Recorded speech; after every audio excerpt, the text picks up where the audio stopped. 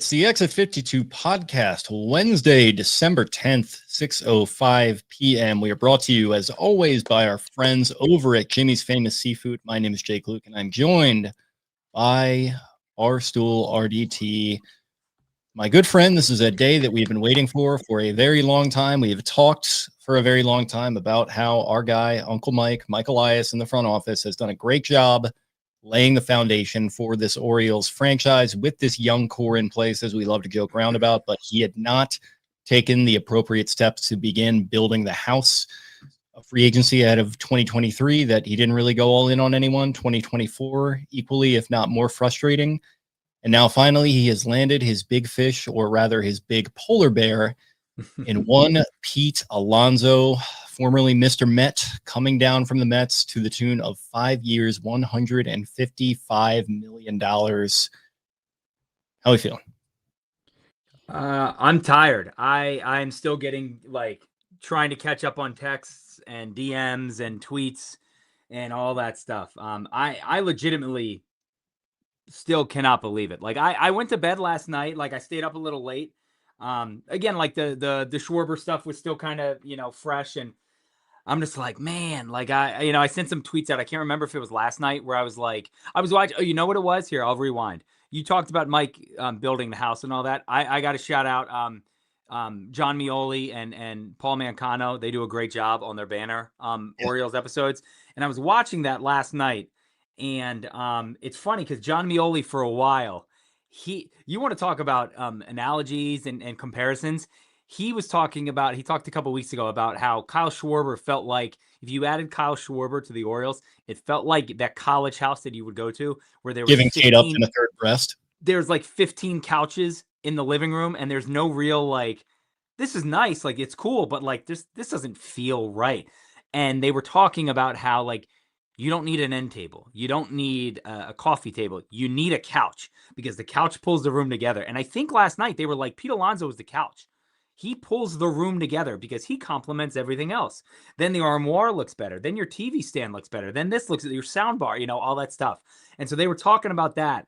But that's what I was listening to that last night. And I don't know, I just kind of stayed up being like, maybe something will happen. And obviously went to bed. I woke up looking at my phone. I felt like a kid being like, oh, I wonder if school's, or it was like the school canceling for snow, being like, yeah. Oh, you're watching the bottom ticker. These damn kids today don't realize that. But I'm like, did anything happen? No, nothing. All right, whatever. But yeah, I mean, again, I'm as shocked as anyone. Again, I knew about the Schwarber stuff and them being in on him and offering the same amount. And again, we can get claps and hanging the banner for they tried and they were doing that. We were seeing those people make the rounds again. Good for them. They tried it. And there's Mike Elias, blah, blah, blah. Say what you want. And yeah, it sucks that they didn't get Schwarber. But you look around, they have their hands in 35 different pots right now. And the way that Elias has been talking and Rubenstein, and just everything has felt different about this offseason. And the way that they proactively went out and traded Grayson and got Taylor Ward. And again, they're not on the defensive, they're on the offensive. They're out there hunting and making moves. And there's no better example of it than this. Pete Alonso should have been a Met his entire career. He should have gone to Florida, buy your NIL jerseys from Taylor. He should have, goes from Florida. Stay tuned on that. Yeah, he should have been a Met. That's just, I think everyone can agree on that. It's very Nick Markakis He didn't feel right him going somewhere else. But the Orioles were aggressive enough, and the Mets, from all the reports, didn't even really want him back. They kind of messed around with him last year. They ended up signing that 2-year deal, 1-year opt-out in February, and it just felt like they were kind of it was like a couple who had cheated on each other. They're like, hey, this is nice, we can stay together, but we should just stop this. And again, the Orioles were right there. And again, all the credit in the world. And I know myself and you and everyone on the show and everybody watching and listening and fans on Twitter they've been critical. We've all been critical of Mike Elias. Like we said, you can't finish it. He's not finishing at the rim. He can't build the house. We have the foundation. We've used every analogy out there. He did it. They did it. And it's not from the sounds of it. And again, I've been told stuff too. And you're reading all the reports on MLB Network that they're still in on Ranger. They're still in on Fromber. They're still in on, Michael King. They're looking to make moves now. They have a surplus of right-handed first baseman. Edward Cabrera. Yeah, Edward Cabrera, and that's why, like, this feels different than last year when it's like, oh, the Orioles are in on this guy. Like, it seems like they are full steam ahead going after everyone. And we know Scott Boras talks out of his ass and he thinks of these hilarious dad puns. Matt Wayrich put up that video on his Instagram where he's like, Cody Bellinger is a red, blah, blah, blah, and the birds. And last night I responded, I was like, I fucking hate this guy, man. Like, I can't stand this dude. And then as soon as they signed him, I was like, we love Uncle Scott. He's always been the best. Like, that's as I pointed out right away, this was not lost on me. And a lot of people agreed. First big Boris deal of the Elias era. And I know it's not re-signing the young guys and people are still maybe concerned about that. I get it, but like, that's a big deal to me. And like, you're right, man, this was the move we were waiting for. And I think people are excited because it's felt like for a long time, a move like this is the one that would hopefully open the floodgates. It would make other teams feel like the Orioles were a threat in these negotiations. They weren't just going to play the Orioles off of the person they were negotiating with. Probably feels like for free agents, hey, they hadn't paid a guy quite yet, other than Samuel Basayo, who's 21 years old, and however that would make them feel about it. They went out and paid a guy 5 years, 155, all the length, highest AAV ever for a first baseman, not counting opt-outs, no deferrals, none of that quirky bullshit. Just straight up, here's your money, here's your years. Let's fucking hit some home runs. Let's hit some tanks. Yeah, and Schwarber was first on their list, but you're right, that felt like a weird fit. This one checks all the boxes. First baseman, veteran. They needed both of those things. They needed a veteran bat specifically to pad the middle of the lineup. They go and get that. They get a guy that plays, pretty much every opportunity he gets. He's going to be out there. He's going to be posting 162, hopefully for you this year, which I think he did last year. And he's only 31 years old. It just feels like this one checks all the boxes. And as much as I would have loved Schwarber, you get more positional value out of this. And he hit 36 home runs last year. 1 OPS at Camden Yards, I think, in 16 appearances, 981 OPS in late and close game situations. I think Mel put it out there on one of her hits. That's another huge thing that they needed. It felt like not just a veteran presence, but the clutch hitting that comes along with that. It felt like something that was severely lacking. You think they could have used that against the Royals a couple of years ago? I know they were completely just thoroughly broken as an operation at that point, but like they probably wouldn't have even been that way if they had had a guy like Pete Alonso there. And yeah, Beavers, Cows, and Bears. Oh my, yeah, like this is like the perfect fit, dude. Like he's coming from the Mets. Like I know we like to, dunk on the Mets a little bit sometimes, but they're a similar kind of vibe. I've always felt that it's a similar vibe to the Orioles, kind of an underdog team, scratching above their weight, and then they get a little easy bit to poke fun at. People like to get their jokes off about those. Yeah, totally. And then they get a little new money with Steve Cohen in, and obviously. Mets fans are not feeling great right now, and I totally get it. But listen, they have thrown money around. They offered the biggest contract in sports history to a guy, and they followed through on that. And it's not feeling great right now, but I think they'll make their way back. And it just feels good to finally feel like you're sitting at the table with the adults here. You're not at the kids' table anymore if you continue to follow through. And I feel like they're not done. Like I said, I felt like this just felt like the first domino that needed to fall. I'm elated that it has finally fallen. For real, like 7 years into this operation, but for real, like 2 years in, when you look at their actual World Series window opening, it feels a little bit too late, but it's certainly not too little. And like I said, I'm over the moon about this. I don't know if it's too late. Again, I mean, this team is still. I phrased that wrong. I meant it's just later than we would have thought. Absolutely. That I understand. That I get. I will say again, it seems like they were very tactical and this was all thought out. Again, like last year, I don't, maybe they thought going into the year, like, I don't know, this may not be the year, if we can wait, because obviously you knew Alonso was going to opt out. You knew Schwarber was going to be out there most likely. Maybe they had this offseason circled as like, there are some big arms and there are some bats that, would complement this lineup very well. And again, where they're like, they signed Tyler O'Neill, was at $49.5 million or whatever. That's okay. That's fine. But maybe last year they were thinking like, if we can kind of hold out this year, see what this year brings, we can still be aggressive next year. If they would have overpaid, Santander. Say they did that last year, Santander, and I don't know, I'm trying Eovaldi or something like that. Then that kind of handcuffs you for this year, and then you're like, shit, man, we would have loved to have Pete Alonso, but you're 1 year into a deal with Santander, who was hurt. And then, Eovaldi got hurt at the end of the year too. We can't trade those guys. Now we're really kind of handcuffed. So I don't know. Again, if this was a tactical move to kind of wait it out, because again, for years, we were just like, we don't care who it is, spend. And again, from a fan point of view, that's what you want. But these front office people, that's not how they're going to operate. Just like when we talked about them making trades, they're not going to make trades at the deadline just to say, we traded someone because the fans wanted it and who cares what we brought back, The same thing. They weren't just going to sign someone just to say like, hey guys, look, we tried. We tried. If they were going to sign someone, especially for this length and money, it's going to be somebody who you can pencil in every day in the fourth spot, who's going to play 160 games, 150 games a year, and who's going to hit 35 to 40 home runs. So, you want you want a good, honest effort, and you want it to be executed on eventually.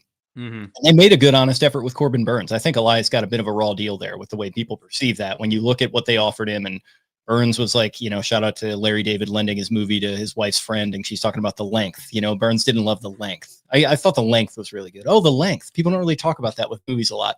Well, we got Tim in the comments here. Maryland taxpayers gave the Orioles $600 million for renovations. Money making things they better spend. And I think that might be a bit of like an oversimplification, like the whole, like, we pay the players' salaries thing is kind of a cliche that like PFT makes fun of. But like at the end of the day, like, that's kind of true. And like, shit, man, when we talk about all the iterations and quote unquote improvements they've been making to Camden Yards and the ticket prices going up and all that kind of stuff that they just kept doing and doing and doing, just slowly kind of trickling more and more money out of our wallet, or at the very least trying to, without seeing a serious investment like this, or without signing one of these young core players that we've come to love over the last couple of years. It just felt like we were, getting pissed on and told it was raining a little bit about being a small market team and all the excuses being thrown around. Mm-hmm. Guess what? Like, David Rubenstein buys his team at, as the clock turns over to 2024. And we said at the time, like, look, be a little bit patient. It's probably not going to happen right away, but then 2024 comes and goes, and you get Sugano and, like you said, Tyler O'Neill, and just kind of what felt like half measures. Yeah, that's what I was going to say. You could have done more. Like, yeah, this is okay. You traded for Eflin 6 months earlier, but yeah, I'm with you. It felt like there was more meat on the bone. And intangible value too. We've talked about this on the show. I think we saw our guy Freddie tweeting about it. The intangible value of belief that these players are now going to feel has been placed in them. I talked about like Elias trading at the deadline in 2022 and then not acquiring enough in 2023 when all you do is go and get Flaherty. And last year, it felt like there were some half measures being thrown around. Like, that just kind of has to. And then some of the comments that, I like Elias generally, and I don't think he means to do this, but sometimes when he would put his foot in his mouth about, oh, we don't necessarily, and I'm paraphrasing a bit, but we don't, we didn't see the value and we didn't love our chances as far as a World Series this year. So we're trying to maximize long-term value. It's like, if you're a player and you hear that, it's like, what the fuck, man? Like, I'm coming in here every day and playing 162 games, or trying to, I'm getting hurt. And man, I just feel like that could really like weigh on your confidence, and it can lead to a general malaise, some of which I think we saw last year. I don't think that was obviously the sole reason why everything kind of went tits up as far as this offense went last year, but I think that probably played a role. Now you go and get, like I said, the perfect guy, only 31 years old, but he's going to be the veteran standard bearer of this group. I think they're going to learn a lot from him, and excited to see that clubhouse leadership kind of finally take the form of a player. Like, that's huge. And I think like Albernaz is another guy who's going to really help in that regard. Yeah. Yeah. Again, I think it's a perfect storm of things like a lot of the credit that I was told went to Donnie. I think it's Donnie Eckler. Who again, I had tweeted out that he had worked under Joe Mazzulla of the Boston Celtics, completely, out of this baseball realm. And it sounds like Pete Alonso was a big fan of that. So there's some interesting stuff there. But yeah, I'm with you. I love the clubhouse leadership. Again, that's a guy who will show up every day. Yes, we have made fun of him for deadlifting in between sets at the home run derby, or batting practice times at the home run derby. we're over that now. It's okay.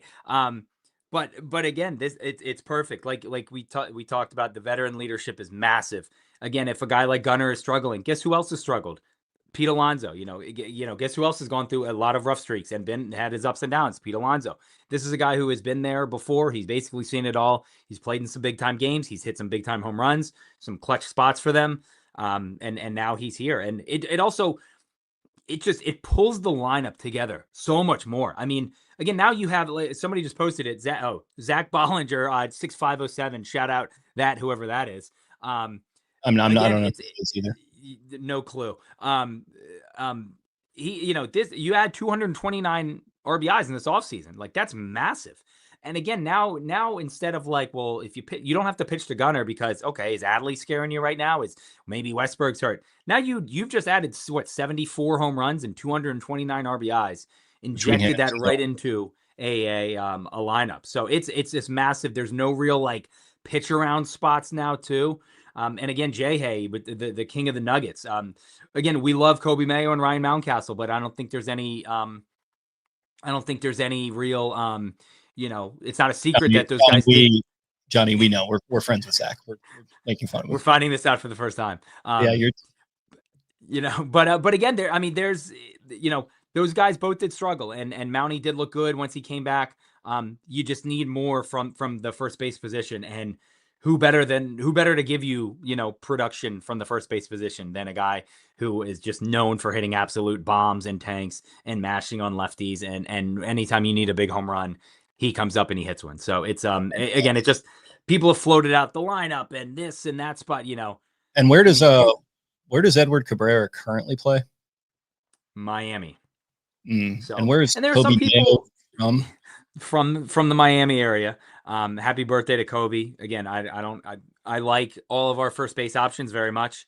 I'm not sure what's going to happen. Obviously, people are speculating a Mayo trade, a Mountcastle trade.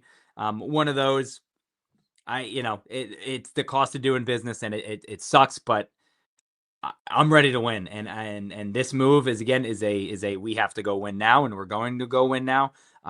They're going to make some trades and probably bring in some arms and sign another couple guys. But like we talked about in the group chat, the amount of games that Pete plays every year, he's always healthy. He's going to be in there. You don't really need like a platoon lefty guy, righty guy, whatever. You can put him in there. You pencil him in there in the 4 spot. And if he does need a day off, you can let Adley play first, or you can, have Basayo play first, something like that. It's a massive signing. Again, we can't underestimate that. He's just, it's huge, and it does a lot of it's going to make this team so much better in 2026 and beyond. It's a very good signing. I don't know what else to say. I just keep repeating it like over and over. Like, I can't believe it happened. And it's like, look, the Blue Jays, give credit to them for what they did in terms of spending, and they take it all the way to the World Series. Yankees have obviously been there. Red Sox have been there in recent history. Rays are always going to be the Rays, but they'll be competitive. They'll be frisky. Orioles are kind of putting themselves into a new class. And like last year, we talked about it on the show. I know how pissed off we were in the moment, and I know how much it sucked to have things play out the way they did. It was just that start, man. It was that first month, that first 6 weeks, that first 8 weeks where they just dug themselves into a hole. Mansolino takes over. They play above 500 ball. And with the expanded AL wildcard, like, that could get you into the dance. Like, it really could. And I know it's going to be a tough division, but if these guys like start playing even to a modicum of where they were in 2023 or up to their potential in the case of some of the younger guys, like with little Jackie, adding this into the lineup, adding Taylor Ward, obviously you need to go out and get pitchers. We've talked about all the names out there, Fromber, Ranger, these guys that they're in on, Cabrera.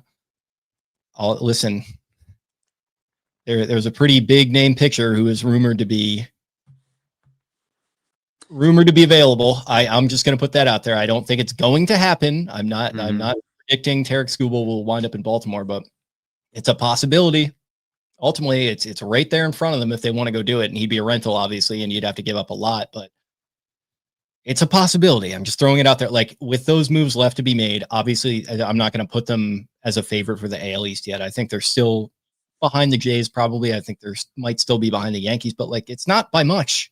Like, it wasn't by much in 2024 with the Yankees. They won this division in 2023. Like, things can change on a dime, and I'm not expecting the Blue Jays to go anywhere. And I think the Yankees will probably make some moves, and they'll be right back in the mix as well. And Red Sox are always going to be a tough out, and the Rays are always frisky as well. So it's going to be tough, but like, it feels like they're serious again. And it's not like, and like I said, I think they kind of just got dealt a shit hand in the first half of this past season. And hopefully this year, the luck will be a little more on their side.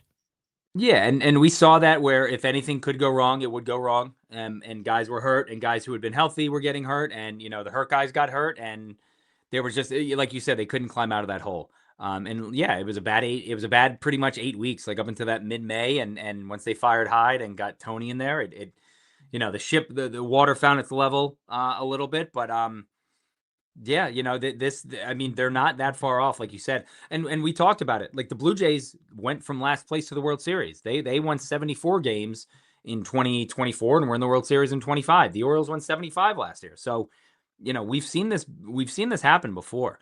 And again, you talked about trades. Scooble was out there. That would take a lot of, I would assume that would be like a Beavers, Mayo, dude, it might get into a ton of other. That might get into like Westberg territory. I don't even know if I would do it, like, in terms of compensation, but listen, if he is available, you got to at least call them. Yeah. And again, my guess is that they have at least talked to Boris about it. And I'll say this too. I mean, Boris for a while has been like, the Orioles are aggressive. They're going after it. They are birds of a feather. And that was so annoying. That was so annoying to continue to hear when nothing was happening, yes. But it makes it all worth it for this to finally fall into place. Yeah, again, it happened, and they finally did it. I'm kind of just scrolling through my likes and stuff and seeing what people said. Adding Pete Alonso. Oh, where did it go? Damn it. Here it is. I lost it again.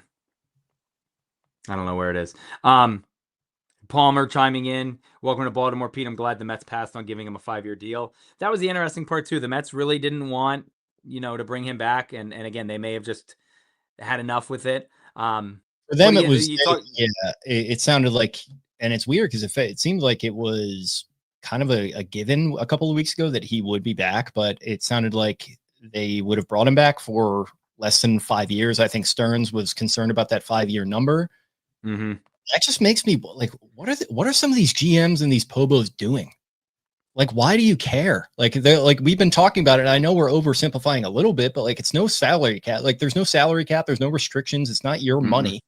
Like, and I know the owner might put his own cap in place and say, okay, you can spend X amount, and then you can discuss going over that if you get to that position. But it's like, it's just a weird competitive balancing in baseball that I continue to point to as an issue. But now being on the right side of it, I don't really care all that much. So we'll see if that plays out. Yeah, and again, you talked about trading. There's a couple other guys I know. Zach again mentions Nats need a first baseman, knows one an ace. Mackenzie Gore sitting right there. Zach Moore, Pigtown, did a nice little breakdown and talked a lot about Mackenzie Gore and like how he, I think he's only made 7 starts against the AL East and it's like a 4-something ERA, but it looked like he was kind of getting unlucky. Freddie Peralta, the Orioles have, they've made a trade for a Brewers pitcher already, so they've done that. They've done that before. Again, if they don't want to pay him $8 million, I would love to get in the Freddie Peralta game. And again, just kind of reading through. Yeah, Zach Allen is out there. I know some people aren't that high on him. But here's our buddy Avi. Mike Elias went into 2025 with hope that a lot of younger players would all improve at once. That plan failed, and he's showing that he's not waiting around now or relying on hopeful improvements. That's the other thing. And we talked about the lineup and stuff like that. This takes... I mean, we talked about how stressed did those guys look last year and how much pressure they looked like they were under. And Gunnar slamming his helmet and getting upset and just like seeming like they all wanted to boil over at the same time when everyone was slumping. This breaks that up. And this is such a relief, again, for them and knowing now Gunnar knows I don't have to hit 37 home runs again or whatever he did 2 years ago. I don't have to. It would be nice if he did, but he doesn't, this doesn't revolve around Gunnar Henderson playing up to the 5% that we know he can, his maximum. And same thing with Adley, and same thing with Colton, and same thing with Jackson. Like, those guys can have a little off year now. And if Taylor Ward and Pete Alonso again are mashing, that helps. If these guys are complementary players and then kind of find it and start to go up from there, again, this helps immensely. So it's just the what am I like? Not the butterfly effect, but this just helps all Ashton around. Kutcher, There's just so much stuff. Yeah, it's terrible movie, by the way. well, yeah, I saw that in theaters, and I just remember being like, I don't know what I'm doing here. Like, what was that? What was that? Probably 2005, Maybe oh six, six, maybe. oh five. Yeah, Ashton Kutcher Yeah, like trying to be like a serious actor. It's like, nah, man, this is like not yeah. it. All right, Hyde. Like, not Hyde. All right, Kelso. Like, Yeah.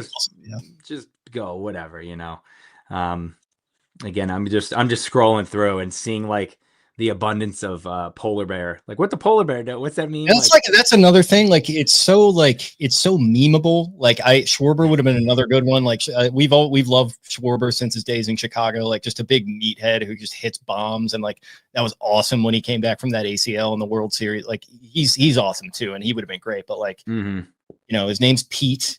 He's the polar bear. He's got a certain look about him. He's swaggering kind of look about him. He kind of looks like a mix between like a linebacker and like John Rahm, like body type wise, which is obviously weird, but like there's a lot of power he's packing, and it's just a lot of fun to like just getting a guy that is just it's just gonna mash the baseball is so awesome. Like it would have been really cool to get a Kyle Tucker, and who knows, like he's still out there. I'm not expecting it at this point, but just a guy with a presence about him. That's what this lineup really, really needed. Like when you think of Vlad Guerrero, same position, same profile, like the guy's just got a fucking presence about him. And I feel like Pete is kind of in the same category. I was gonna say an absolute presence in the box, and someone who steps in there again. If it's bottom nine, and the Camden Yards is rocking, and Gunner's on second, and you're down 1 and 2 outs, and Pete Alonso steps up, you're going, oh yeah, give this to me. How many times have we been like, oh shoot, here comes X fill-in Orioles player, and you're like, I know how this is going to go. 2 balls in the dirt, and then he's going to strike out at a fastball at his eyes or something like that. Like Pete Alonso brings you that, like, he reminds me of the guy from what is it, Little Big League, or is it Rookie of the Year, the guy from the Mets, and he's like, toss it in here, kid, and then he hits the home run, and he's like, say hi to mommy, or that one's for mommy, which is one of the best baseball scenes of all time. But again, that's a guy that you don't want to face. And now this has this like, how do I navigate this lineup? And where was it? Passon tweeted it earlier, talking about just the names. And again, we've seen it before and we've talked about it, but like the names in this lineup, and when you look at them on paper, they're there. Here it is. The Baltimore Orioles lineup the Baltimore Orioles lineup might have the best lineup in baseball. That's a typo, Passon. Yeah, Jeff he's probably running on like 2 hours of sleep a night. Like he said, whatever order Craig Alvarez choose, he's got Gunnar Henderson, Pete Alonso, Jordan Westberg, Taylor Ward, Adley Rutschman, Jackson Holliday, Sam Basayo, Dylan Beavers, Colton Cowser. That's a wrecking crew. I mean, that's just pick your poison there. Who and you mentioned they got another big chungus who's also going to spend some time at first base, who's 21 years old. Is there a better guy for Sam Basayo to learn from than Pete Alonso? Yeah. For all these guys about the leadership, but like they're transferable skills that he's going to be able to give a guy like Basayo, another guy who we talked about last season, presence in the box. The ball just explodes off of his bat. Like he's got some refining to do, but this is a good in-house coach that you're bringing in for him. And again, even we've talked about it, but maybe they don't trade Kobe Mayo. Maybe they don't trade Ryan Mountcastle. Again, who better for these guys to work with, work around, learn from or whatever than Pete Alonso? Again, it's crazy. I'm trying to like, it's wild that he is the all-time leader in Mets home runs. Like that is a pretty, make fun of him if you want, but that's a historic franchise and they've been around for a while. And the fact that they went out and plucked the franchise, I mean, this is like not even close to the same skill, but like Albert Pujols leaving the Cardinals was pretty shocking, I think, at that time. And now Pete Alonso, again, same thing. I mean, he is number one on a lot of Mets categories and stuff like that.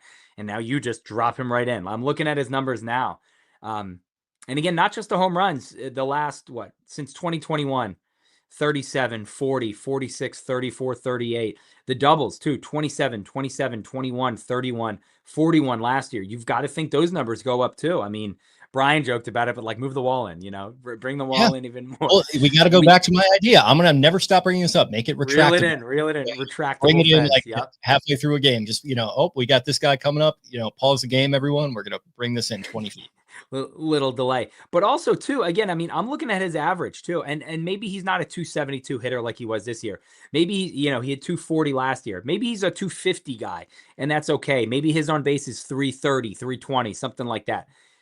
But again, just the guy that we're gonna have in this box. And again, like Alex is talking about, to take the pressure off these guys, it is such a massive upgrade. And now if Gunnar is hurt, and and you got to have, I don't know, you got to have Westberg play third, short, or whatever. It's just, you're not losing like a massive chunk of productivity because you've added Taylor Ward and you've added Pete Alonso. And again, here, so I'll say this too. I talked about it. I tweeted it out yesterday, and I said, if I'm the Orioles, I go harder after pitchers because, well, yes, it would be nice to get Pete Alonso in here. I didn't think that was like you have to add this bat. You have to. My tune has obviously changed as the day has gone along, but I still think, You didn't say it would be a bad thing if they did. No. Like, and that's, people were like, how do you say you don't want Pete Alonso? I was like, that's not what I'm saying. My thing was, if I had the choice and it was like Ranger Suarez and Michael King or Pete Alonso, I'd probably go the pitchers, because we've seen a good offense and pretty much a similar offense. Replace, you take out Tony and you put in Taylor Ward. We've seen a close offense like that go into October, and they all fell asleep and they all got cold. You can still win with pitching. But now, I mean, this does change everything, because like everyone is saying, I don't think there's a chance they carry all three right-handed first basemen on the roster. To me, this is we're going to go out and we're going to still add pitching, and we have to. And again, I mean, we've said for a while, why should we trust Mike Elias in the front office? Why should we believe them?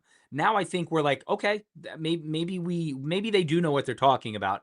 And us folks, should just sit at home, with our puds in our hand and just let the things happen. So, well, again, to be fair, things didn't happen for, they like didn't. said, and we were fools for believing, and you're a fool for believing up until it happens. And then you don't have to believe anymore, because we have now seen it. And again, this is going back to what John Mioli and Paul Mancano were saying, and maybe Zach was saying it too. Maybe I was manifesting it last night, just listening to all these Orioles podcasts and just trying to make it happen. But they were like, I think it was Zach. He said, and I tweeted this too, like, you have to overpay. That's okay. This is the day. It's not 1996 anymore. And you're like, Rafael Palmeiro got $70 million. My Lord, this is, that's outrageous. How are they going to pay that? Like, you have to overpay, and you were going to have to overpay to get Schwarber. And again, we saw it. The Orioles offered the exact same deal that Schwarber took, and he took it back to the Phillies and said, you want to match it? They said, yep. And he said, all right, let's do it. So there that is. They paid more than the Mets were willing to. They offered more than the Mets were willing to, and that has to happen. They did the same thing with Chris Davis, and it didn't work. And that's fine, because again, I would rather you try it and say, well, you know what? We tried, guys. It didn't work. We thought he would be a good, productive player. He wasn't. Don't let that scare you off from making these signings. You can't let that happen. It happened with Albert Bell in the mid-90s, and some people may not remember, but that messed up Peter Angelos for a long time, and they didn't want to do anything. And that's the point I'm going to make here. There is one person on planet Earth who determines what is and is not an overpay, and that is David Rubenstein. Mm-hmm. Right? Like, it's not the commissioner. It's not anyone else. There is no salary cap. That we've already talked about it, but there's nothing stopping you from doing this if you want to do it. And it sounds like, the money has been available, but for whatever reason, these moves have not happened. And I think Elias, to his credit, I think he learned his lesson. I think he learned not to, get a little too hung up when he misses out on Corbin Burns. And then it happens to him again here with Kyle Schwarber, which even that, like, they offered Schwarber the contract that Schwarber signed with the Phillies. So, like, he took that offer and leveraged it over to the Phillies, and he wanted to stay there. And God bless him. That's fine. But he learned, like, listen, if the Red Sox want to dick around and offer him 3 years, and the Mets want to do the same thing, and the Red Sox want to join in from a Zoom call and, not be there in person in Orlando or whatever the hell happened with them, okay, we're going to open up the checkbook. We're going to do what we got to do. And I think we had my guy Taylor in the comments saying it's huge that they outbid the Red Sox. Like, when's the last time that ever happened? When has a signing like this ever happened in Orioles history? I think we were talking, and Taylor pointed to, like, Tejada. Obviously, Chris Davis is the big one, but you retain the guy, right? It's a little bit different than going out on the open market and bidding against other teams that have been your big brother throughout, like, much of your existence here, certainly in the 21st century. Yeah. And again, who better? I mean, you saw every comp, or every, they were like, You know whose swing fits at Fenway? Pete Alonso. You know who could mash Yeah. balls off the wall? Pete Alonso. You know who could hit them on the Lansdowne Street? Pete Alonso. So, and now we get to listen to our Boston accent say PETA. Oh, we could do that. We need to get a Family Guy. The Lois Griffin. Yeah. Yeah. Let's get that queued up for the soundboard. But yeah, again, like you said, the second I saw that report, that was like the Mets don't want to go more than 3 years. The Red Sox don't want, they don't want to go 3 years. To me, and I tweeted it in that tweet where I'm like, if you sign a guy like Pete Alonso, and if you wanted him as bad as you say you do, you have to prove to him, here's how much I want you. I'm willing to overpay. And if the Orioles make a World Series, if they win a World Series, and Pete Alonso has a bad, 2031 or 32 or whatever, I'm okay with that. You won't hear a peep out of me saying, I can't believe Pete Alonso's batting 210 and he's in the 7 hole or whatever. Because guess what? You know what? It's worth it. And they went out and they spent the money. And like we said, they made him know, we want you. And it's not like it's not Dan Duquette like looking in the dumpster being like, I could take a Steve Pearce. Yeah, let's do that. We can, let's do that. Miguel Gonzalez was pitching in the Mexican League. Yeah, let's do that. Like, they made it known, we want you. We're gonna pay you just like you're our number one guy. And again, I had heard, whether I don't know if I believe it or not, but they were talking to Boris about Alonso, I think on Monday, and then they had talked to Schwarber and said, hey, we like Schwarber more. We would love Alonso as well. I don't know if that really would fly with it's like telling a girl, hey, you're hot, but that girl over there is hot too. So if you say no to me, I'm going to bounce right back to her. But like you said, you got to make Baltimore a attractive destination, because you look at it in football, you look at it in baseball. People, nobody's like dying to come to live in Baltimore. Like, we love it, it's fine. But Zach was saying this last night. There's not a beach. There's not you're not there's Ocean City, but you're not driving. It's not Miami. You're not in a Mark Titus high rise on the beach in LA, or, it's not Miami. It's not New York City and the skyscrapers. You're going to have to prove to these people, like, hey, if you come here, we'll make it worth your while. And it sucks, but that's Baltimore. I mean, you remember Adam. What's like pretty similar to that? Boston, Massachusetts. Like, I know it's right on the ocean and everything, and like, but it's not. You wouldn't consider it like a beach city. Like, it's far in the Northeast, and it's like it's an old style Revolutionary War era city. Like, it's not that different from Baltimore. I think it's cleaner, and obviously, like, they're a little farther along in terms of infrastructure and all that. Like, it's probably a nicer place to live on balance. But it's like, is it like really that much better in terms of what they quote unquote have to offer? It's a similar distance to New York. You can probably get to anywhere else you want to be from BWI, the same as you could with Logan. Like, I just don't see that huge of a difference in terms of like what you're talking about with offering. How did the Red Sox become a destination? By doing shit like this for the past 30 years and winning World Series championships. And like, that didn't come easy for them. They had to go for whatever it was, a century without a championship. And they finally get one. And like, I'll keep going back to the floodgates open, and they've won what, 3 cents? Like, it. Yeah. Somebody Like this. I saw a tweet, and I wish I could remember who had it. Again, my timeline's been flying today. But they said in 2018, the Red Sox had, a young Rafi Devers, I believe, a young Andrew Benintendi, some of these other younger pieces. And they went out and was Mookie. I think, Mookie was there in 18. In 18, So what do? They needed a big bat. They go out and they signed JD Martinez, a veteran who had been there and maybe misplayed a ball in left field against Delman Young. People forget he was the left fielder for that. Not a good fielder. So shout out to him for dropping that ball. Listen, it seems like he was a self-aware guy. Yes. But again, they signed a guy, a masher, who they could put around a young team and a young core, some would say. And look what happened there. They had an incredible year. Not saying that the Orioles are going to win 113 games or 110. They ran just a train on everybody that year. But that's kind of a similar thing. Again, they you have this young core and influx of talent, and adding a guy like Pete Alonso, it's very similar to again, the JD Martinez effect and what he can do for a team. So it's great. And again, the fact that they, like, we were to circle back on the whole thing, the fact that they went out and outbid the Red Sox, again, a team who notoriously was like, yeah, we'll spend with the best of them. The Cubs, doesn't matter. The Yankees, yeah, we'll outbid people. We don't care. We'll pay David Price $217 million or whatever that was. Like, that, it's big time. It's big time. And we have shit on Mike Elias in the front office a lot for talking the talk and never walking the walk.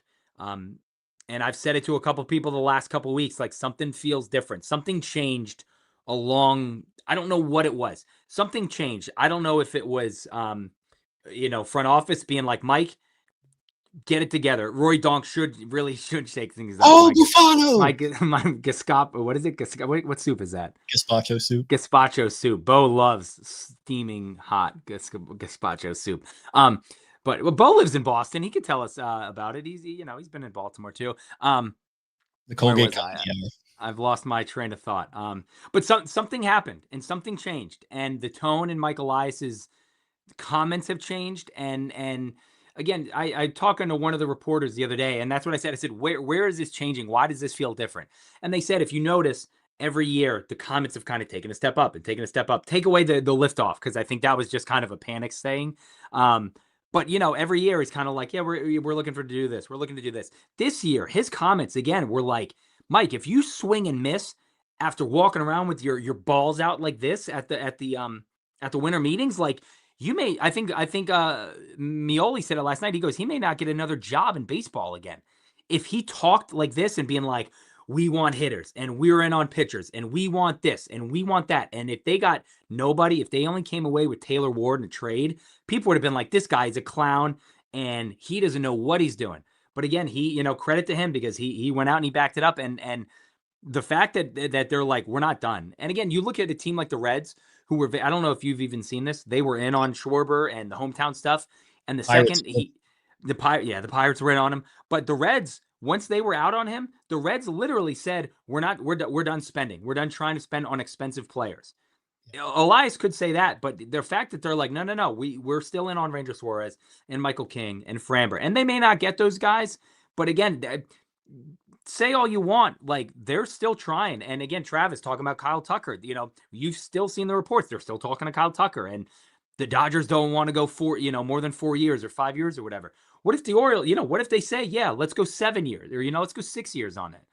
That would be just a massive talk the talk, walk the walk for Mike Elias. Again, maybe he's making a late run at the Press Box Marylander of the Year, or the Baltimore Sports Person of the Year.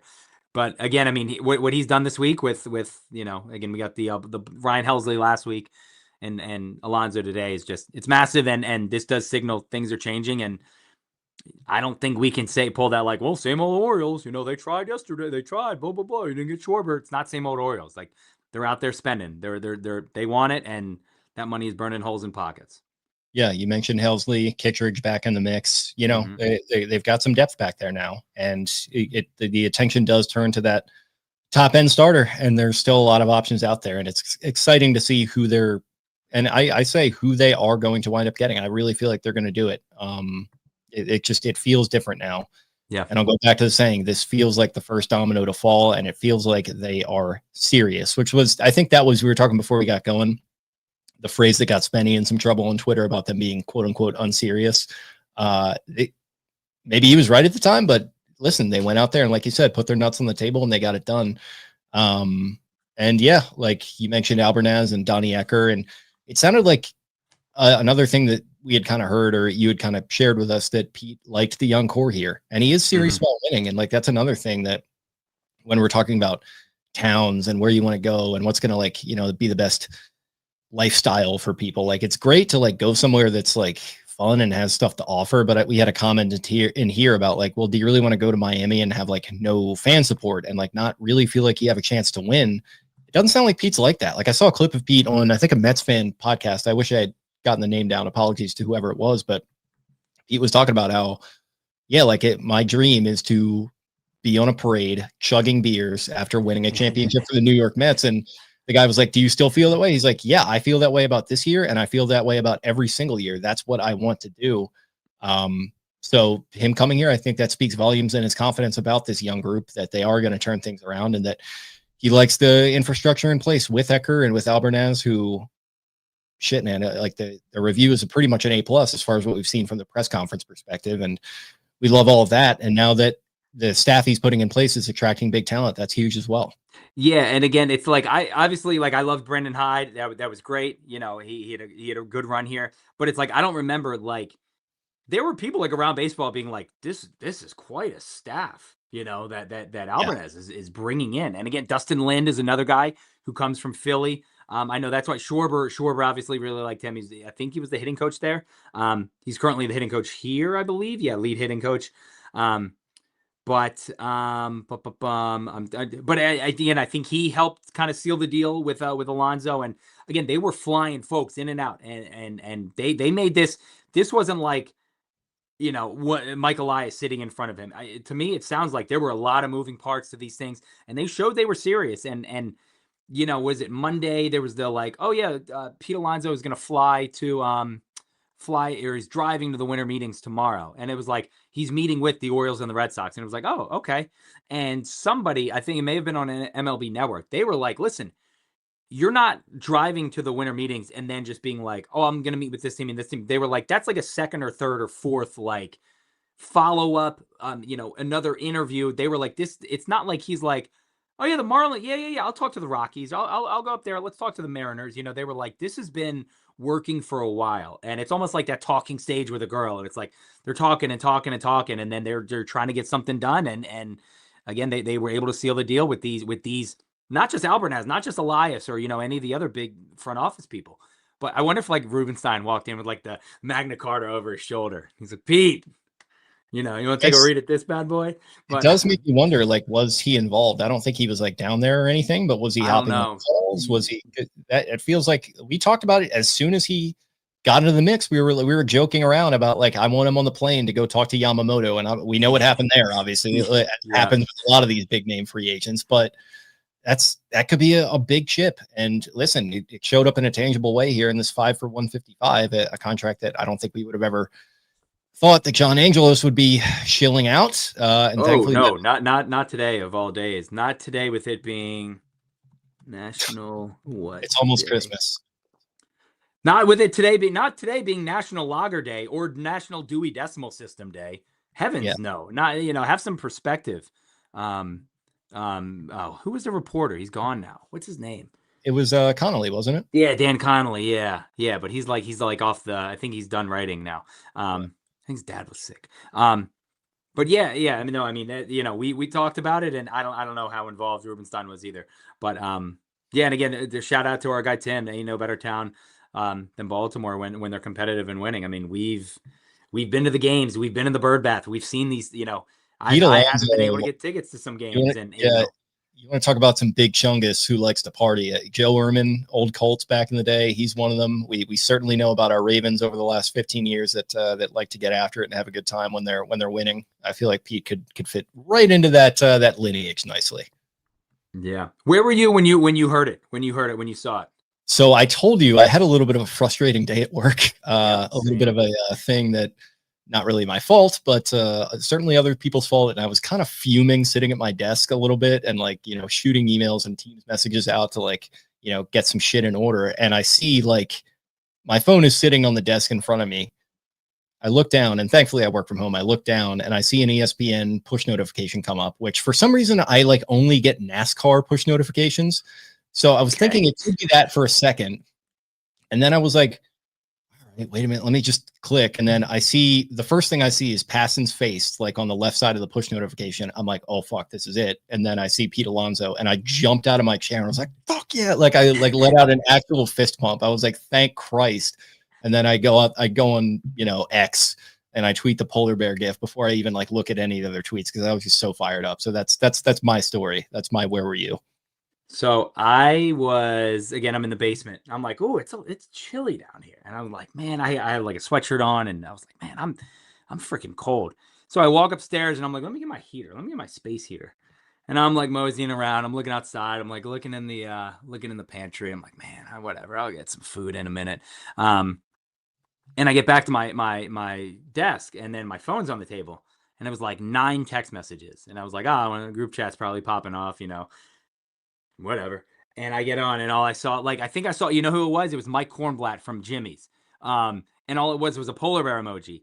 And we had been talking about like who we're going to get for the Meet the Birds. And I was like, I know we've talked about like beavers, but I was like, who's that? Like, that doesn't make any sense.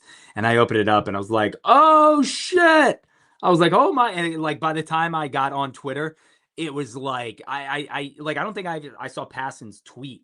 I didn't even know how long or how many years it was until like 10 minutes later, because it was just like gif after gif of like, let's go, blah blah blah. And then my phone, I think at one point I had like 13 DMs, I had text, I had phone calls, my work computer's calling, my boss starts calling me, and I'm like, I gotta figure something out. Like we gotta get this right. But yeah, so that's where I was. I wonder where the rest of the guys were. But yeah, I mean, the group chat was popping off. Uncle Taylor was in there. He was fired up. Brian's first response back was bring the wall in. Yep. Spenny was busy breaking down tape of like a third round left guard or right guard to bring in I for can't wait until Leyland. I can't wait until he finds out that this happened after he's done breaking down the special teams, the routine against the Steelers there. There's nothing. I'll say this, because 4109. I remember like working at like a restaurant when Cliff Tucker hit the game winner, like a runner buzzer beater against, I think, Georgia Tech. And there's nothing like being at work when like a big sports things breaks and like you're in a break room and you're like losing your mind. And then you're like, oh, wait a minute, I'm not at home. I can't scream my head off. Like, you know, this doesn't. I'm lost with Yankees girl here. Only Mets fan here. Bye. I'm leaving. All right. Thanks for Pete. Appreciate you. But yeah, I mean that's where I was. So fans need to show up to fill the seats. And here, listen, this has been a big complaint. You know, people didn't want to spend money on season tickets. I know the season tickets went up. People acted like the Orioles were the only team ever to have a bad season and raise tickets. The Panthers were 2-14 and raised season tickets one year. Like that's. Again, people thought that was like an only Orioles thing. But again, there were a lot of people saying, do something. We've said it how many times? Sign somebody long term. And you know what? You'll buy a jersey. You'll buy more tickets to the game. You're more likely to go down there on a Saturday or a Friday night and say, yeah, you know what? Let's go down and check it out. Especially, let's go. And that's Like the new scoreboard, like, the new this, that's where I'm not going to be like, oh, that's where I'm not going to be like people. Oh, they think it's the only team it's ever happened to. That's true. But how do you reverse that narrative? It's quite easy. Well, it's easy for me to say, write $155 million check, but that's what you got to do. And they went out and did it. And God bless them. And I hope it does lead to a lot of renewed interest in getting people out to the ballpark. And because, even, admittedly, even in their best seasons, that can be an issue around this town sometimes. So, just invest in the product. And I think if you build it, they will come. Yep. Absolutely. So yeah. Again, I mean, I'm right there with you. I expect to see bigger crowds and not just, your typical 42,000 on opening day and then 14 the next day and 13 the day after and, blah, blah, blah. And then, you get your, school's still in session and, it's cold outside and the crime, you see those tweets popping up. So, yeah, here we go. I like this too. Yeah. Not the same money, but same vibe. Yep. That's another one I was going to say. What did people used to say about San Diego? Oh, all the fans, they just like to go surfing and they're very casual. And, you got the Chargers blowing it every year. And, who really cares about the Padres? Well, guess what? They showed they were serious. And I know it hasn't netted them a ring quite yet, but they're still serious. I mean, they've still got a decent core in place. And like, that's another team that you could really try to model yourself after.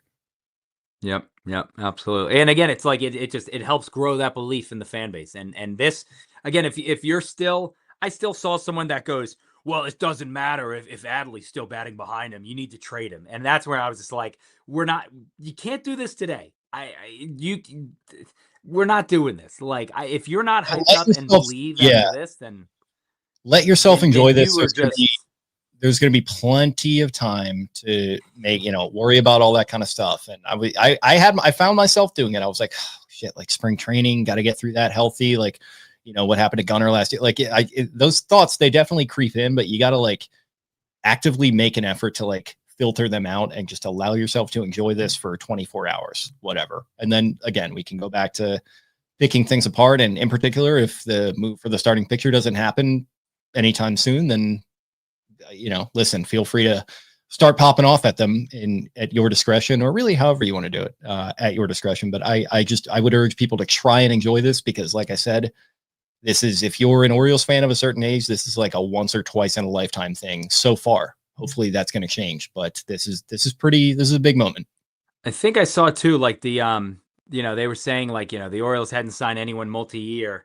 And then the last, 2 years, I guess, they've had, they've signed whether you like it or not, they've signed 3 people now to these multi-year deals, in Tyler O'Neill, in Samuel Basayo, and now Pete Alonso. So again, it's like it was a slow burn and it took us a while to get there, but it's finally happening now too. And somebody up there was talking same thing about a Gunnar extension, and they're not going to sign him tomorrow, they're not going to sign him next week, but like now, to those guys, if you sign an extent, I'm sure you're like, okay, there is something to build on here in the future. And it's not like we talked about earlier.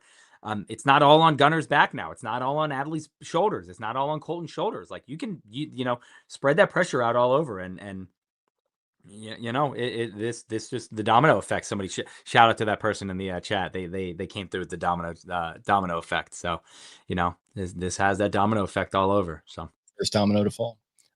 This is from one Spenny Powers. Is this our Spenny? Is this our Spen?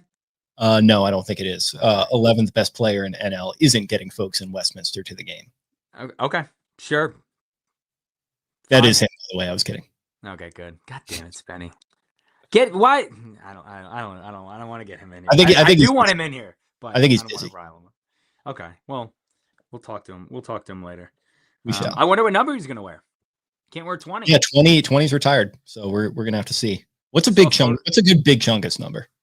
I mean, he could rock a 69 like it was nobody's business. Yeah, 7. He could rock a 6'7". 69 rookie that would have been jersey. Schwarber. Yeah, 69 would have been Schwarber. I think 6'7" could be good here. Sorry, Spenny. Is that still going on? I feel like that's brother. My JoJo is upstairs. She got a book from the book fair today, and what was the first thing she did when she got home to show me? I'm gonna go to page 67. When I see all these boomers are just so in on it, they've adopted it so quickly. It kind of made me wonder, is this going to kind of drive the youngsters away from it? But that was how I started. I started saying it to Joe to embarrass her. And now, like, we were somewhere. Where were we this weekend? Something happened. And like, I was across she had like a craft fair on Friday at her school. And they said something about 6'7". And we locked eyes from across her gym and just started like, like just cracking up. So it was great. It was very, very good. I will highly recommend. See, Jay still going strong. Shout out Jay. He gets it. I will highly recommend, if you haven't seen Frank the Tank's video, watch it. KFC had a good one. Me, Phil, and Clemmer, wanting to rip each other's heads off. Portnoy with the hashtag Frank was right. Just a lot of I was going to say butterfly effect again. Butterfly, a lot of things have been set off by one man being like, yeah, I'll come to Baltimore. So I've already talked to Jimmy's about trying to get him a food item. We're thinking of dessert, like a polar bear sundae. Oh, that's a good. I like that. We've gotten a lot of burgers, I think. Burgers and sushi, and it's like you gotta mix that up at some point. So here's Jake too. Starting pitcher like Mackenzie Gore, Joe Ryan, those would absolutely be fine. I think if the Orioles say they miss on Ranger and they miss on Framber and they miss on Michael King, and if the Orioles were to get Mackenzie Gore, Joe Ryan, I think that would be like that's I approve. I approve of that. I think most people would too. Again, I think the consensus is they need 2 more arms. They need 2 more arms in the rotation. Again, the people I talked to today that work in the organization, I'm not like sources tell me this guy, but they said, we're not done. I've heard that from 2 different people saying we're not done. So again, it's easy to forget. I mean, it's easy to forget. I like the Taylor Ward acquisition, but you did lose Grayson in that. It's like people throw out Taylor Ward. It's like, well, yeah, you did lose like arguably your number 1 pitcher in that. I mean, I know that you can't really rely on Grayson's health, but that leaves a big hole. And obviously Bradish is going to be, and Rogers will be counted on to be the 2 horses there. But yeah, I think another 2, and you're feeling pretty good about slotting Dean there in that 5th spot or whoever that's going to be. And somebody even pointed out, if it's an Eflin, if Eflin comes back and is your 5, I've been saying that for a while now. I'd love to have Eflin back, and I think the money would be reasonable. Same thing with Sagano. If somebody like that, if they're your 4 or 5, yes. If they're your 2 or 3, no. Because that's where you get into trouble when this guy gets hurt, and then you're like, oh crap, now Sagano is your ace or Eflin, and it just doesn't work like that. But again, Taylor, your guy Taylor said, we only need 1. I think you need as many as possible. We saw it last year. And it's just not the Orioles. It's every single team. It's every single player. If you're a pitcher, and that's what people were like, oh, Edward Cabrera, he's had elbow issues. If you're a starting pitcher in the big leagues, if your job is to throw 100 miles an hour 100 times every 5 days, you're going to get hurt, and your things are going to pop up on MRIs, and you're going to miss games, and you're going to miss days, and you're going to get hurt. So like you just need to build up your depth as much as possible. And we saw exactly why last year when the Orioles used 756 players because everybody was hurt. So build that depth up as much as you can. And like they only need one. I love my guy Taylor there, but like that's part of the reason we hate Yankees fans is because every young player that's on the Orioles or otherwise, they're photoshopping into Yankees jerseys like 3 or 4 years away from even being free agents. And it's very annoying. Connor wants to be a Yankee. And the Dodgers are doing that now too, right? And like it's annoying as shit. But guess what? They earn the right because their organizations do that. And like that is the mindset that you need to have, particularly in a sport and in a competitive structure like MLB, where you have teams like that are willing to do it. You've got to get your mindset into that territory of like, it's not about need. It's about, oh, we can go get that guy. Let's just go do it. Because again, no salary cap. It is all on your organization. It's all on your owner and what they are comfortable with doing. And the standard is the standard, as Mike Tomlin or whoever would say. Time to start living up to it. And I think this is a great first step.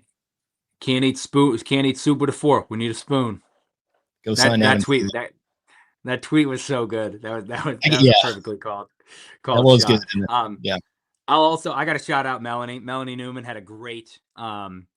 She was dropping bars on MLB Network with. She sounded like Boris a little bit. She did. I got to tell her that. You heard her here. Sarah Langs tweeted it. Quote, "A polar bear always makes a big splash." It's like, boom. That's a Rony Boy the Prince line. But yeah, that's a big I got to text her like, hey, you remind me of Scott Boras now whenever you said that. Too funny. Pete Alonso, Baltimore Oriole. Who the hell would have thought? I didn't think there was any chance. I just even with them being like, yeah, they're talking to him and they're kind of serious. I did not think they would do it. If I was a betting man, I would have bet against it, and they did it. I don't know. I'm like legitimately shocked. I thought they would make it good. I thought they would make a good enough offer, but I think I was 50-50 and I was like, look, if you got to choose between the Red Sox and the Orioles, who has shown themselves, like I said, to be more serious about winning World Series, the Red Sox. Like, so he's probably going to go there, but I had a little kernel of hope hanging in there. And I think, I'm glad that it paid off. Something last night, I think it was in our text. I think Spenny was like, we need to stop like getting attached to like a player. Like, why do we do this to ourselves? Because we did it with Schwarber being like, I'm getting the texts and updates being like, oh, they're going hard on him. They want it bad. And then when they don't get him, it was like, well, it's like you saw your dog get hit by a car. And I think Spenny was like, I'm just going to stop attaching myself to like players, because what's the point? Because they're not going to get him. And then you're let down and you're like, same old shit, same thing. And so I think last night I was kind of like, I'm not going to get my hopes up for any of these guys. And if they get him, they get him. And if they don't, then they don't. And I think that's why I tweeted was like, you gotta, if you do want him, go out and offer him 6 for $200 and blow him away. And apparently the presentation they did, and shout out Joe Mazzulla and Dustin Lind and Eckler and all those guys would never wear another man's name on my back. Can we kick this guy out of the chat, please? He's going to have a home run. I'm buying his jersey right now. He's going to have no less. He's going to have no less than 3 Pete Alonso jerseys, like by April, 30th. Like, guess who's getting new City Connects too? And I haven't seen them, but I have heard that they are awesome. So I kind of came around to the old ones. I really did. Yeah, I like them. But they're getting new ones this year. So you just created a million Pete Alonsos, Spenny. Okay, a million Pete Alonsos. That's yeah. I just had a thought that I'll save for the group chat. Yes, just save it for the group chat. We'll let that fly. So yeah, speak a little polar bear for him, Mike. Egregious, ludicrous. I'm gonna say something bad. Yeah.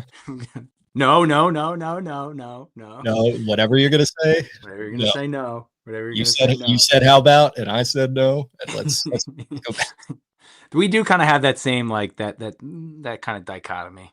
Yeah, I think all podcasters are basically the same person. We've all got a little Nick Mullen in us. Yeah, for better and for worse. He's an Oriole. I can't believe it. That's Love it, crazy. love it. Crazy. All right. What else we got? I don't know. I was gonna say any final words? Any win total. I'm going to put it at over under 95.5. What do you got? I was thinking about that today. Right now I'll still probably take the under on that, but yeah. I haven't even looked. I meant to look, but it's probably a little high based upon how they finished last season, but considering where they wound up in even 24, where they struggled down the stretch, they were at what, 96? Am I remembering, or was it 93? With their over under? No, what they finished at in 24. Am I thinking? It wasn't 93. I think it was 93 because it was 101.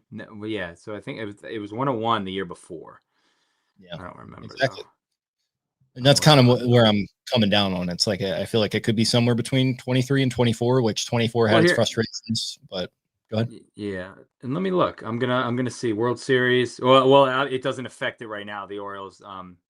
DraftKings hasn't updated. They're still plus 220 or 2200 to win the World Series. But again, I guess it's because they haven't announced it. But there is an Orioles tab. It just says Orioles Pete Alonso winner. He's a plus 1500 to win the MVP right now.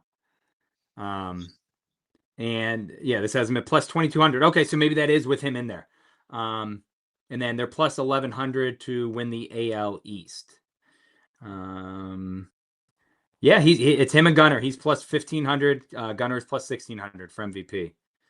So interesting. Okay, well, I may have to throw some shekels on that. We'll see. Yeah. How many homers? It doesn't say. I will guess. I'll say 30. How many did he hit last year? 36. I'll say 30, 37 and a half. 36 and a half. I'll take over. Wow. I'll take the over. I think he's gonna rake. I think that ball is gonna fly. I think he's gonna use center field. I think he's gonna use right field. I think he's gonna. We got folks. We got a polar bear in the bird bath. I think he's gonna make a couple of visits there. You know, the Baltimore Zoo. I know a girl who works there. They better jump on this shit quick too and get something going. They still have. I think they still have the polar bear there. Maybe they don't. I haven't been in a little while, so I'm not sure. Oh, you gotta. Baltimore Zoo polar bear. They definitely had one before. Oh, I typed into Google polar bear Baltimore Zoo. Polar bear attack was the third name. Oh, and no longer as polar bears. Neva and Amelia Gray were relocated in 2021. Damn.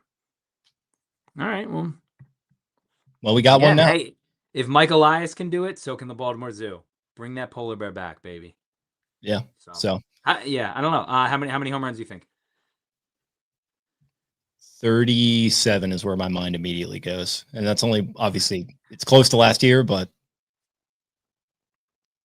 I was thinking this too. Yeah, I could see it. Brian is a big polar bear plunge guy. That was their punishment for one of their fantasy football leagues, which is, it makes it sound bad. It's like a punishment. You have to donate to charity and do that. But they used to do that in one of their fantasy leagues. The loser, I think like X amount of the league went to the polar bear plunge, and they did that. Where did they do it at Sandy Point? Sandy Point, yeah, Sandy Point. Okay. So I worked it one year with Famous Days. We were there. We had our big stand set up, and who is this? 303.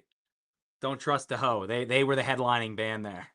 So I couldn't imagine jumping into like 20-degree waters and then getting out and hearing like. I was going to say maybe he could maybe he could like host it or something. I don't know if I want to risk a $155 million man getting pneumonia. No, I don't want him in there. No, I don't want him anywhere close to Sandy Point. No, keep him away. But you know, it's right there. It's a layup for him. So I like it. Okay. Anything else you want to hit on? I don't know. I got nothing. I'm very excited now. Again, I was already planning on going down to Sarasota in spring training, and now, you know, I'm sure a bunch of other people are too, and it's gonna be a good time. And again, hopefully these other moves get made. I mean, if they sign a pitcher tonight or make a trade tomorrow or do something like that, I think Baltimore is gonna be, you know, jumping for joy. Caravan should be very fun. They announced those dates a couple weeks ago, and you know, it's gonna be a good time. So finish the job. Get some more pitching, and you know, make a Toronto like run next year. Stay healthy. Add your arms. We've got the bats, and let's go have some fun. Let's go hit some What home runs. are the caravan dates? It's like January. Where is it? They didn't say the they haven't said the events yet, but they said it's going to be. I think it's like January 20. Is it 23rd through 25th? I think that is it. I think it's the weekend after my birthday. That's good. I'm not going to be too busy in January this year, So yeah, there we go. So again, if they imagine they get Pete added to one of those, I could drink some beers with Pete. That's what I was going to say. If he shows up, you bet your ass. Like I didn't make it out last year, and I don't think, to be honest, like I'm not going to take shots at the organization or the players, but it feels like the lineups the last couple of years, they're filtering guys in and out, and it just kind of felt a little more discombobulated. Obviously, like 2022, that was the one we all went to. That was so much fun. Get another vibe like that, and you'll certainly catch me out there, especially if Pete's there. I'll try and make an appearance. I'll say this: I had a lot of fun at last year's. Yeah, you really did. I mean, you made the most of that. We won't talk about I still have not listened to to it. I refuse to listen to Mountie and Mai's voice, but yeah, it was fun. It was fun. Do we trade our draft pick for a big arm? I mean, you can't trade the draft. You could trade the comp picks, but you can't trade any of the like 7th round pick or 7th overall pick that they're getting next year, anything like that. They have to be one of the comp picks, like they did with like the Orioles got from the Rays for Baker. So yeah, which is another point. They wound up picking 7th overall, which the way things have shaken out so far, that feels like, I know they had a chance to get number 1 overall, which would have been hilarious, but obviously they get 7th, which pretty good for the way things feel like they're setting up competitively right now. Zach Pigtown last night goes, good. He goes, the Orioles do not deserve to get rewarded for that year last year. And I was like, yeah, you know what? I kind of agree with that. Yeah. I kind of agree. Stop rewarding mediocrity. Stop rewarding, bad play on the field. Spenny's participation trophy, culture is lost on me. So it's on its way out. We're going to be a nation of war fighters now. We've already legalized comedy, so once we check that one off, then we'll be good to go. It's coming. Yeah, you created a million Pete Alonsos, as we said earlier. I can't wait for that song to hit TikTok. Yeah, that's gonna be huge. All right, pal. Is that all we got? That's all we got. I'm gonna go eat something for the first time today, so I don't pass out from blood loss to my head. All right. Well, yeah, you go and take care of that. It sounds like you've had yourself quite a day. You've earned it. You all have earned all of our plaudits and our appreciation for hanging with us in the chat here. Spenny like chugged milk for these insults. He did. Listen, you gotta give him credit there. We appreciate you all very much. If you liked what you heard, subscribe to us here on YouTube. That helps us out a lot. Like our videos, comment on them with your thoughts. Let us know what you think about Pete Alonso, what else you want the Orioles to be doing here. Drop them down there and chop it up with us. You can do the same thing on social media at Exit 52 Podcast on Twitter and Instagram. On Twitter, I am at Jake Luke. That is LOUQUE. Eric is at EDITTI22. Spenny in the comments here is at Ravens4Dummies. That is the number 4. Brian at Barstool Banks and Taylor at Taylor Smythe 10. Pete Alonso, Baltimore Oriole. It's a great, great, great day in Birdland, and hopefully many more to come. We'll talk to you guys very, very soon. See you.